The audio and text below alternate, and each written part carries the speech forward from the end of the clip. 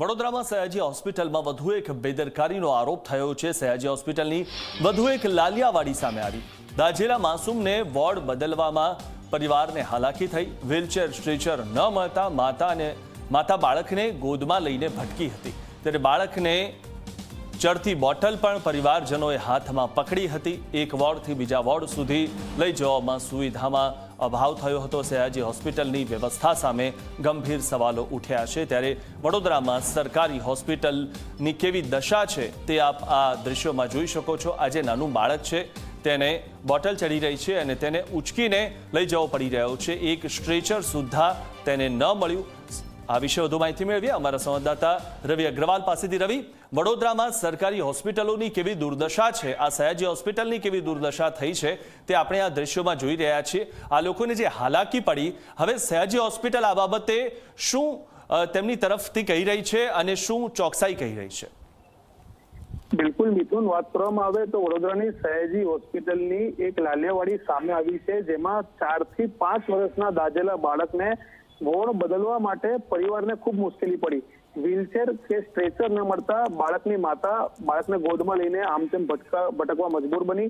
અને આ જે વિડીયો છે તે હૃદય કંપાવી જાય તે પ્રકારના વિડીયો છે કે જેમાં એક બાળકને પોતાના ગોદમાં માતા લઈને જઈ રહી છે, એ બાળકને બોટલ ચડી રહ્યો છે, છતાં પણ પરિવારને સ્ટ્રેચર કે વ્હીલચેર આપવામાં ન આવ્યું અને તેમને બોટલ પોતાના હાથમાં પકડી રાખવી પડી।